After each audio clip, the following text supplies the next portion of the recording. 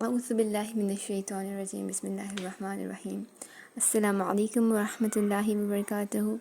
Welcome to crack physics.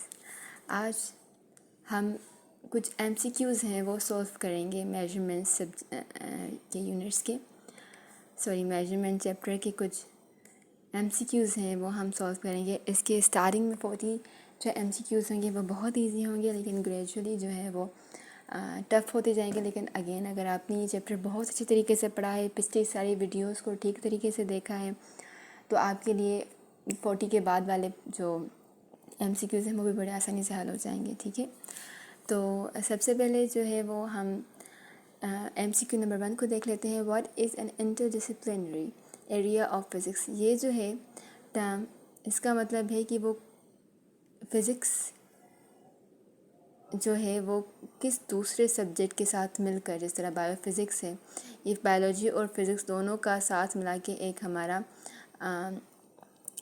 Subject है, तो उसको कहेंगे हम इंटर डिसिप्लिनरी एरिया। ठीक है, तो कह रहे हैं कि गिवन ऑप्शंस में कौन सा है जो प्योरली फ़िज़िक्स नहीं है बल्कि किसी और सब्जेक्ट के साथ मिला हुआ है। तो हमारे पास हाइड्रोडायनामिक्स, ये एक फ़िज़िक्स की फील्ड है। हमारे पास स्पेशल रिलेटिविटी, ये भी फ़िज़िक्स की फील्ड है। और यहाँ हमारे पास सुपर फ्लूइडिटी, ये भी फ़िज़िक्स की फील्ड है। जियो फिज़िक्स हमारे पास बेसिकली जियोलॉजी और प्लस फिज़िक्स जो है उसके साथ लिंक्ड है, इसीलिए हमारे पास जो जियो फिज़िक्स है वो करेक्ट आंसर होगा। ठीक है, सेकंड एमसीक्यू देख लेते हैं। What set of units includes supplementary units of supplementary units. ठीक है, ये यहाँ पे नहीं है। सप्लीमेंट्री यूनिट्स कौन से होते हैं? एक होते हैं हमारे पास स्टेरेडियन और दूसरा होता है हमारे पास रेडियन। ठीक है, तो यहाँ पर पहला ऑप्शन ही है जहाँ पे ये इंक्लूडेड है, बाकी तो सारी बेस क्वांटिटीज़ हैं। ठीक है, तीसरे एमसीक्यू पे देखते हैं। तो फिजिकल साइंस डील्स विद, हमारे पास दो किस्म के ब्रांचेस आई थी नेचुरल फिलोसफी से। एक हमारे पास आई थी फिज़िकल साइंस जो कि नॉन लिविंग बींग्स पे डिपेंड करती है। दूसरे हमारे पास आया था बायोलॉजिकल साइंस जो कि हमारे पास लिविंग बींग्स पे डिपेंड कर रही होती थी। तो बायोलॉजिकल साइंस, तो ये इसका जो करेक्ट आंसर है वो ये है। हमारे पास physical science non living things की स्टडी को डील करती है। अच्छा, is a unit, what is a unit. ठीक है, what is a unit of electrical current. Electrical current क्या यूनिट क्या है हमारे पास? इलेक्ट्रिकल करंट का यूनिट हमारे पास एम्पियर होता है। ठीक है, केल्विन हमारे पास टेम्परेचर का होता है, और कैंडल हमारे पास इंटेंसिटी का होता है कैंडला, और मीटर हमारे पास लेंथ का होता है। ठीक है, ये इंटेंसिटी का होता है और ये हमारे पास लेंथ का होता है। तो हमारे पास जो करेक्ट आंसर होगा यहाँ पे वो एम्पियर होगा। ठीक, what type of science is physics. Physics जो है वो फिज़िकल साइंसेस का जो कि एक ब्रांच है जो कि हमारे पास एक्सपेरिमेंटल डेटा उसको डील करती है। तो यहाँ पे हमारे पास सी ऑप्शन जो है वो करेक्ट है। हमारे पास 6 एमसीक्यू की plasma physics the branch which deals with atoms, molecules, ions और क्रिस्टल। हमारे पास जो एटम्स पे के साथ डील करती है वो होती है एटॉमिक फिजिक्स। ठीक है, एटॉमिक फिजिक्स। हमारे पास जो मॉलिक्यूल्स के साथ डील करती है वो होती है मॉलिक्यूलर फिजिक्स। ठीक है, जो हमारे साथ के पास आयन के साथ डील करती है वो होती है प्लाज्मा फिजिक्स। बेसिकली हमारे पास जो सॉलिड होते हैं वो जब हीट अप होता है तो लिक्विड बन जाता है, जब और हीट अप होता है तो गैस बन जाता है, जब और हीट अप होता है तो गैसेस जो हैं वहाँ पे एटम्स जो हैं वो उनके कुछ इलेक्ट्रॉन्स निकल जाते हैं, तो कुछ एटम्स रह जाते हैं, कुछ आयंस बन जाते हैं, कुछ इलेक्ट्रॉन्स जो हैं वो फ्रीली मूव करते हैं। तो वो स्टेट हमारे पास प्लाज्मा स्टेट होती है जहाँ पे आयंस फॉर्म हो जाते हैं। ठीक है, तो वो प्लाज्मा फिजिक्स कहलाती है, प्लाज्मा फिजिक्स में डील होती है। ये क्रिस्टल हमारे पास सॉलिड स्टेट फिजिक्स में जो है वो वहाँ पे स्टडी की करते हैं। तो हमारे पास यहाँ पे जो सही आंसर है वो आयंस है। 1 किलोमीटर हमारे पास किसके इक्वल है? हमने अगर आपको याद हो साइंटिफिक नोटेशन में, तो अगर हमारे पास मीटर के ऊपर स्केयर है तो वहाँ पे प्रीफिक्स के ऊपर भी स्केयर आएगा। मतलब 1 किलोमीटर स्केयर है अगर, तो यहाँ पे 1 किलोमीटर स्केयर आ जाएगा। यहाँ पे भी स्केयर है, तो किलोमीटर हमारे पास क्या है? 1 × 10⁻³ स्क्वायर इसके साथ भी आएगा, मीटर के साथ भी आएगा। अगर ब्रैकेट के ऊपर पावर है, अंदर भी पावर, तो ये दोनों आपस में मल्टीप्लाई हो जाएंगे। तो ये हमारे पास आ जाएगा 1 × 10⁻⁶ मीटर स्क्वायर हमारे पास सेकंड ऑप्शन करेक्ट आंसर है। ठीक है, 8th पर जाते हैं। Derived quantities are those which can be subdivided, no can be derived from other quantities. हमारे पास बी ऑप्शन करेक्ट आंसर है। नॉट ड्राइव अदर क्वांटिटीज़, वो क्वांटिटीज़ जो दूसरी क्वांटिटीज़ से हम ड्राइव कर सकें। हाई एनर्जी फिज़िक्स जो है हमारे पास न्यूक्लियस फिज़िक्स के पास की होती है। हाई एनर्जी फिज़िक्स जो होती है हमारे पास वो न्यूक्लियस की स्टडी होती है, या वो हमारे पास सब एटॉमिक पार्टिकल्स की फ़िज़िक्स होती है, या वो हमारे पास जस्ट जी हाई एनर्जी फिज़िक्स जो है वो फिज़िक्स की स्टडी पे डील करती है, न्यूक्लियस के साथ, सब एटॉमिक पार्टिकल के साथ, प्लाज्मा फिज़िक्स के साथ या एस्ट्रोफिज़िक्स के साथ। सब एटॉमिक पार्टिकल्स जो होते हैं वो क्योंकि बहुत ज़्यादा हाई स्पीड पर होते हैं, बहुत ज़्यादा हाई स्पीड होती है उनकी, इसीलिए उनकी एनर्जी भी बहुत ज़्यादा होती है। तो हाई एनर्जी फिज़िक्स बेसिकली सब एटॉमिक पार्टिकल्स की हमारे पास फिज़िक्स होती है। ठीक है, इसी तरीके से जो रिलेटिविस्टिक मैकेनिक्स होती है, field of study in which object move with the study of with the velocity of less than the speed of light, no, वो तो नॉर्मली क्लासिकल मैकेनिक्स भी होती है। Greater than the speed of light, कोई भी हमारे पास speed of light से ग्रेटर नहीं हो सकती। Equal to the speed of light, no, अभी तक ऐसी कोई स्पीड नहीं मिली जो कि लाइट के स्पीड के साथ हो।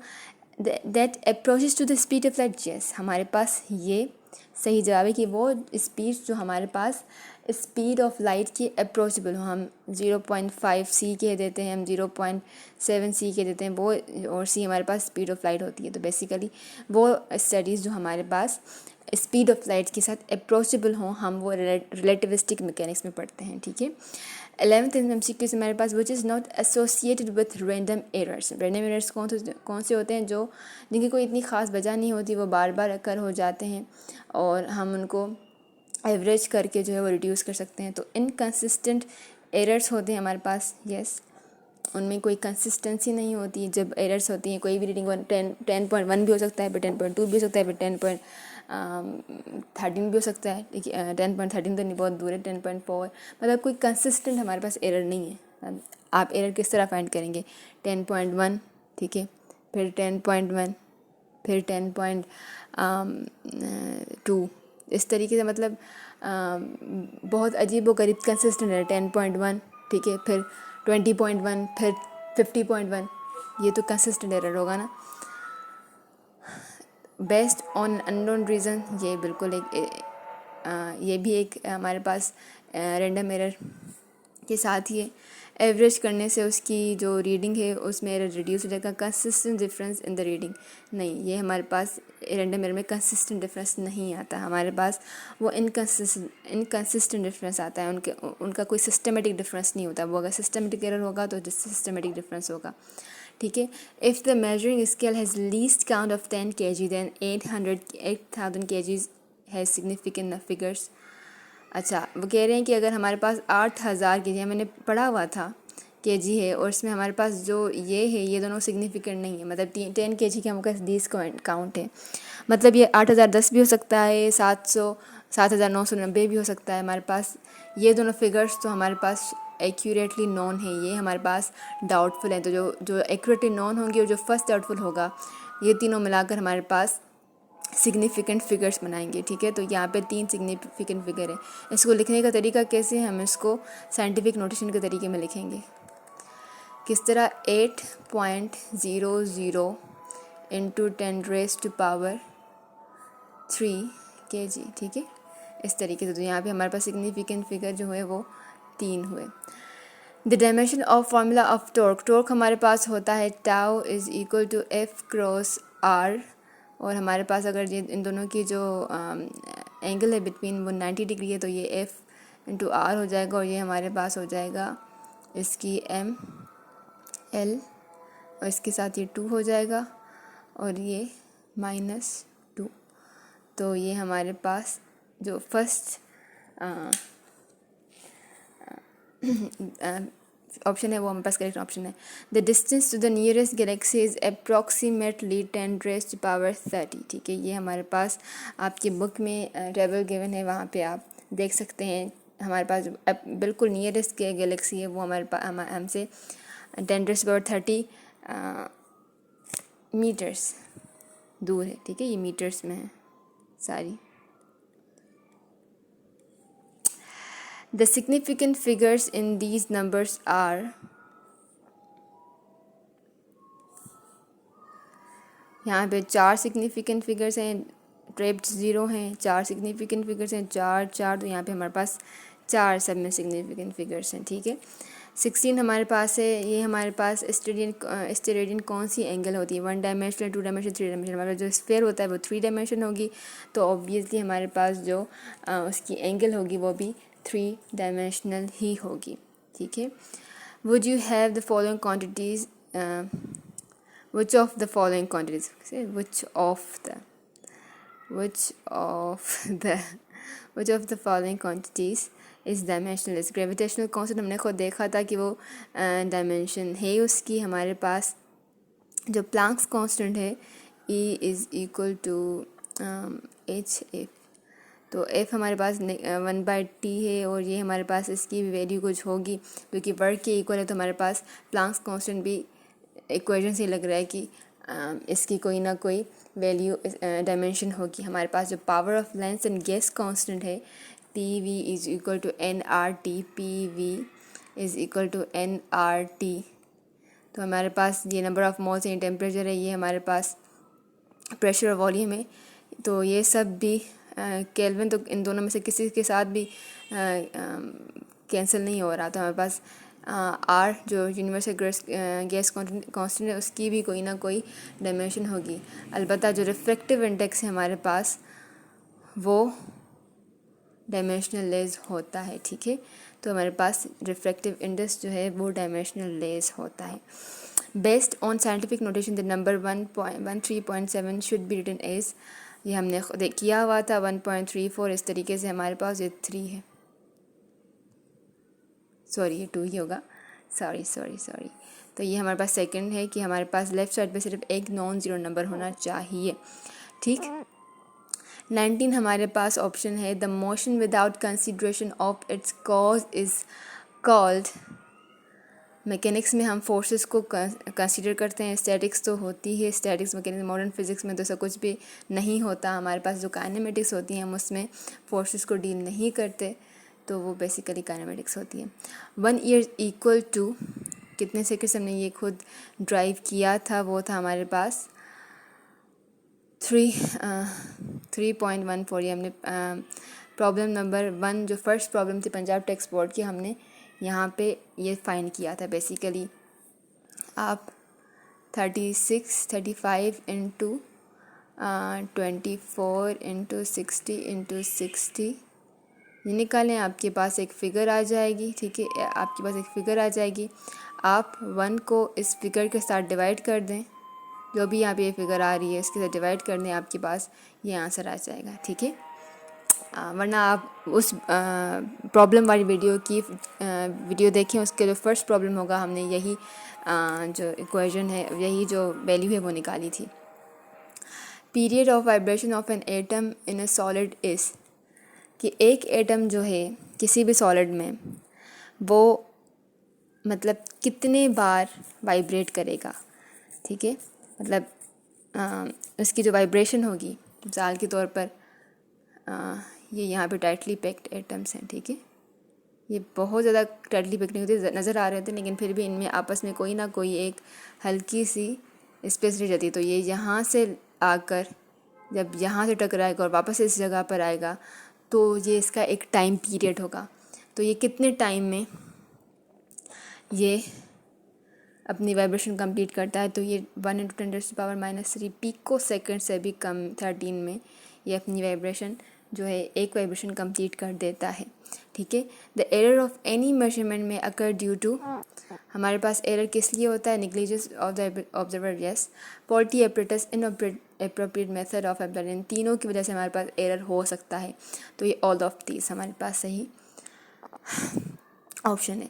The branch of physics is science which deals with the study of matter and energy and the relationship between them is of course physics. Physics नाम ही यही है, मैटर का और एनर्जी का, दोनों के रिलेशनशिप का। ये कह रहे हैं कि according to the equation of E is equal to mc square 1 kg mass is equivalent to how much of the energy. Simple है, E हमारे पास mc स्क्वायर है, तो 1 kg अगर गिवन है, इसको हम मल्टीप्लाई कर देंगे 10⁸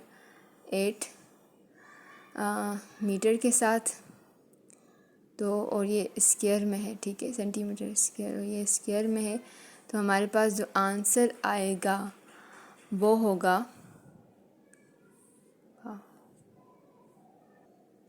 जी, तो ये आंसर हमारे पास थर्ड ऑप्शन आएगा, ठीक है। मेरी कहाँ गई, ओह सॉरी, ये बस थर्ड ऑप्शन आएगा, ठीक है। 9 × 10⁻16 joule ऑफ एनर्जी, ठीक है। The precision of measurement in physics depends on the average value of the readings, not at all least count of the instrument, error-free instrument। तो हमारे पास जो लीस्ट काउंट होता है वो क्या होता है, बेसिकली एब्सोल्यूट एरर हमारे पास किसी भी इंस्ट्रूमेंट का लीस्ट काउंट होता है, वो जितना प्रिसाइज होगा उतना ही ज़्यादा उसमें एरर कम होगा, मतलब रिलेटिव बात कर रही हूँ, ठीक है।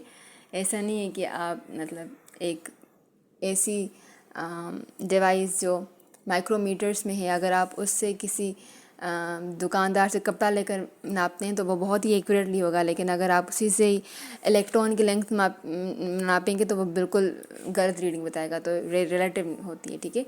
लेकिन उसमें एरर फ्री आएगा अगर आप सेम किसी अच्छी तरीके से उसको मतलब रिलेटिवली आप उनको मेजर करेंगे। तो यहाँ पे बी एंड सी दोनों हमारे पास ऑप्शंस आएंगे, ठीक है। अभी के लिए हम यहीं तक ही इसको रख लेते हैं, ठीक है। बाकी जो क्वेश्चन होंगे वो नेक्स्ट वीडियो में हम जो है वो सॉल्व करेंगे। वीडियो अगर पसंद आई हो तो लाइक कीजिए, शेयर कीजिए, सब्सक्राइब कीजिए। मिलते हैं अगली वीडियो में, नेक्स्ट क्वेश्चन जो है हम उस अगली वीडियो में सॉल्व करेंगे। तब तक अल्लाह हाफिज़।